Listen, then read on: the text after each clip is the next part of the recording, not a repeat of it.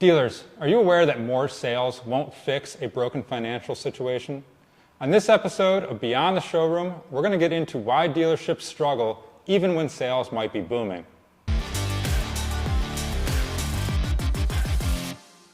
Hey guys, I'm Greg Jones with Motorcycle and Powersports News.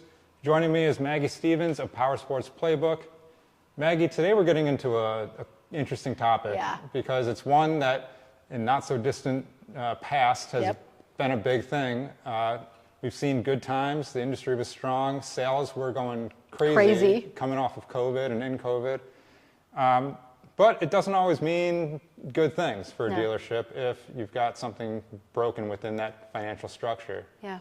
So Maggie, let's talk a little bit about that. You know, when some dealerships have these record sales but still struggle financially, what are some of the reasons behind that? So you've got to think of it as if you have this really big, pretty top line number. I know we all, don't get me wrong, I've done the same thing. We all love to talk about that top line number. I hit the $1 million this or 10 million that or 15 million this.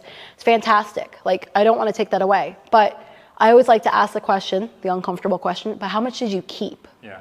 So if the keeping number isn't that great, then that means we've got some leaks in the system. So money leaks.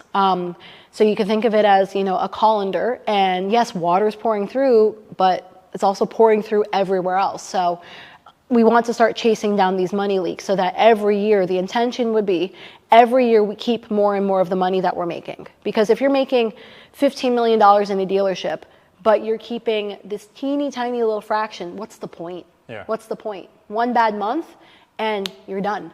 You don't have any wiggle room. Maggie, let's elaborate on that cash flow versus profit situation. You know, how do dealers kind of overcome, you know, that issue? So that's where you want, in a perfect scenario, you're going to have your fixed operations, parts and service. They're going to be profitable enough, and I know we talked about this in a different video, but they're going to be profitable enough that they're paying the bills. So good times, they're paying the bills. Bad times, they're still paying the bills, right? So it takes a lot of the pressure off of sales. You still want pressure on sales, but it's different angle, right? You want them to move the units, you don't want them to be the only one with pressure. Yes. So you want parts and service to be profitable enough that they're paying all the bills. And then from there, you start to see, where are we having leaks? Is it something like we've talked about before? Is it dead stock? Is that taking up a lot of our cash? Is it dead units on the floor? Is it the way that we're selling the units? Are we not having a good customer retention? Little things like that start to eat away at your profit margins. So yeah, you'll have great cash flow, but your profit margin at the end of the day, you're not keeping it. And the other thing too, it's a little sad, a little frustrating, but if you don't have a good accountant, it's so easy to have them bamboozle you. And I can speak from experience. When I had my shop with my husband, I had some really bad accountants and I didn't know what I was doing. I went to accounting. I think I failed it twice. Like, it just didn't click. Likewise. Oh my God, it was so bad. It's tough. Yeah. It was ironically, once I was in a dealership and I could put like this to this and actually see the tangibleness of it, then it clicked, but in school it didn't. So not an accounting major by any means, had really bad accountants, trusted their advice, and they almost bankrupted us. It was insane. So I finally found, she wasn't perfect by any means, but she was good. And there was a handful of things that she did exceptionally well, and she kind of set the benchmark of like what a good accountant looks like for me. But if you don't have a good accountant, it's very easy for them to get overwhelmed by the numbers or be doing all of the things. But like, they should be able to run a report and within some version of real time. Okay, let's say there's a 10-day window, whatever it is, right? Yeah. In some version of real time, they should be able to tell you how profitable you are.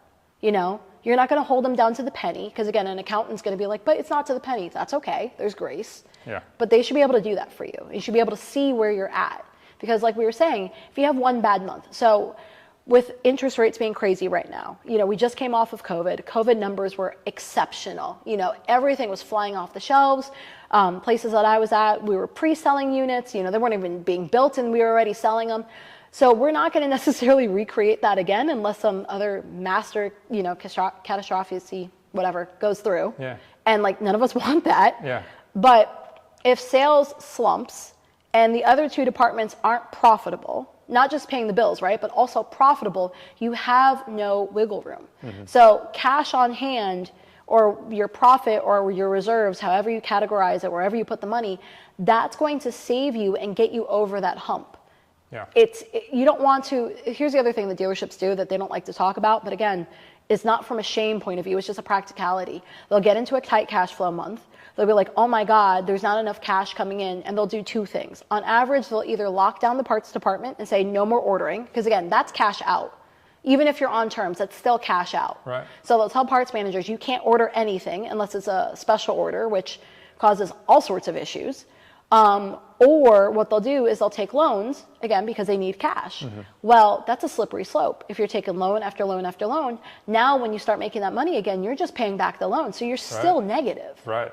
So it's just very slippery, and a good chunk of it is preventable. Yeah. There's nothing saying a loan is bad or putting a freeze on parts is bad, but it depends on the scenario. You shouldn't be doing it from a panicky point of view. You should be doing it from either a reorienting or a growth mindset or a growth perspective. In this scenario, that's what it should be, right? Yeah. Like you're in a good space, a good time. People are buying from you. Yes. But you're just misaligned on some of these expenses, right? Yeah. So Maggie, let's give the dealers maybe a key takeaway here. Okay. Again, when times are good like this, what do they need to be making sure that they're doing so that it's not just dependent on one aspect of the business? Two things. So first, let's make sure parts and service are profitable. Like if we haven't even done that step two doesn't count. You have to get step one fixed. I don't care if it takes you 6 months. I don't care if it takes you a year. It's irrelevant. It's fine. Focus on that. Those two need to be profitable and pay all of the bills, right? If you have completed that step and we're now on to step two, I would work with your accountant and make sure you create an account and call it reserves. You can call it whatever you want, right? But intentionally taking money, putting it away, so if something happens, you are not scrambling. And now here's the thing. It's very hard for most people to do this. They're seeing a pile of cash, doing nothing, sitting in a bank account, and you want to do that infrastructure upgrade. You want to buy new lifts. You want to do all these other things.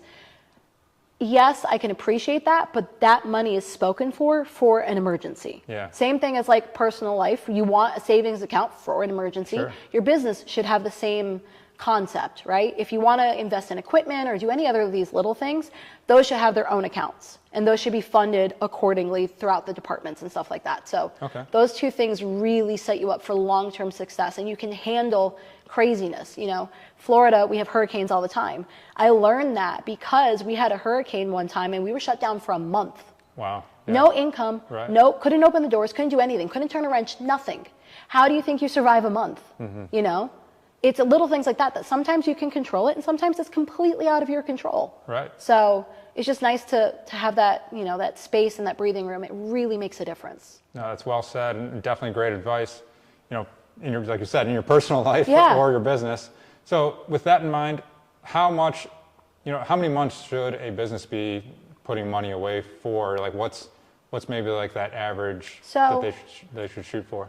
I would say start out with, let's get to, again, parts and service are profitable, great. You're working with your accountant, you have that bank account, fantastic. Make it every month, make a goal. So let's say I have 1 month of reserves of cash on hand. Let's hit that, because that's a big number. Depending on the size of your dealership, that's a big number. Definitely. Yeah. So let's start with 1 month. We lock down 1 month, great. We don't have to touch it. There's no crazy emergencies.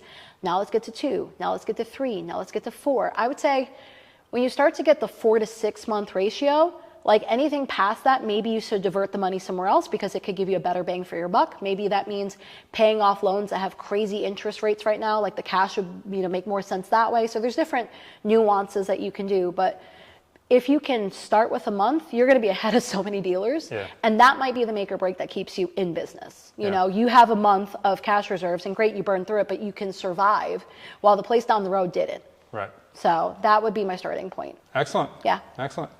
Well, dealers, there you have it. Make sure your financial situation is not broken. Make sure you guys have those reserves, whether times are good or times are bad, and you're going to be much better off. Maggie, we appreciate it. Guys, we appreciate all you watching this episode of Beyond the Showroom. Make sure you're checking out everything that Maggie's got going on with Powersports Playbook. And as always, make sure you're checking out motorcyclepowersportsnews.com. Thanks for watching, and we'll see you guys next time.